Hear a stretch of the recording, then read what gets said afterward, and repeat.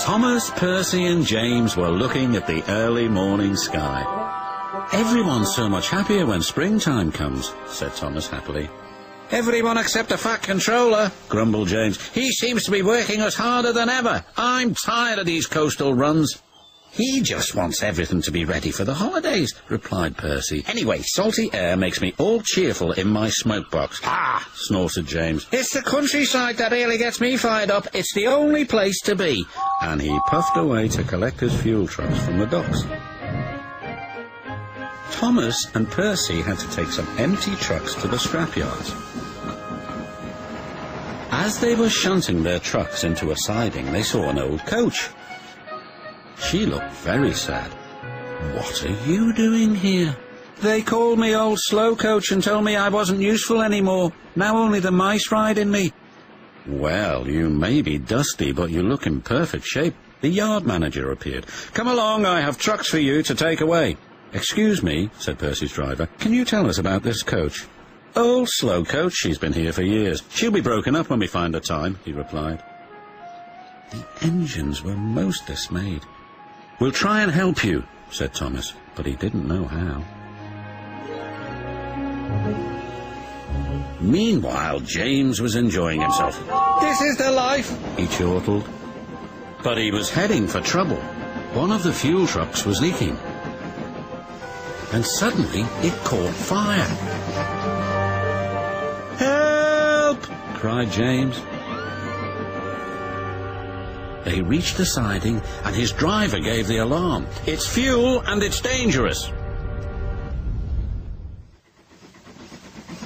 As Thomas and Percy approached the junction, they saw the smoke and a guard waving a red flag. "Sparks from James's funnel have set the fuel trucks ablaze," he called. "The firemen have got things under control, but it's quite a mess."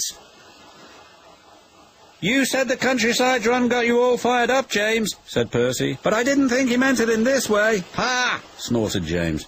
"It was the stupid truck's fault, not mine." "It's safe to proceed now," called the fireman. Thomas and Percy puffed slowly by, but now they felt sorry for James.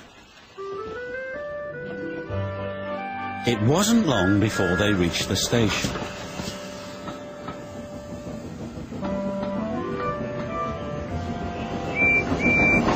Later, as they were having a long drink at the water towers, they suddenly heard a commotion.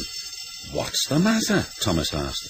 "It's another fire at the workman's hut," replied Thomas's driver. "We'd better see what we can do."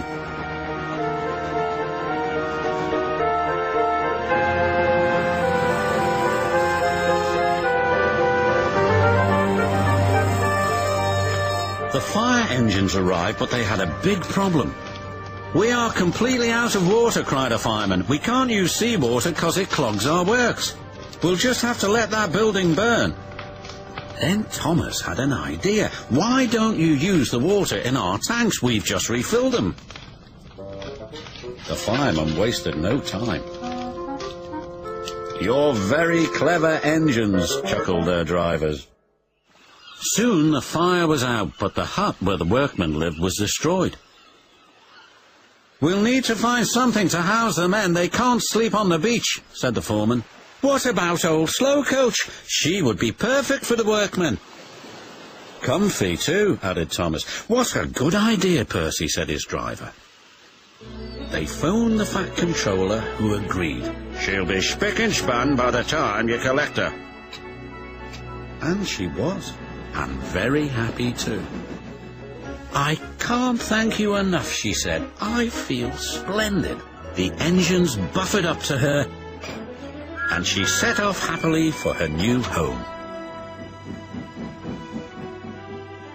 Everyone agreed there was nothing old or slow about Coach, and she will always be really useful indeed.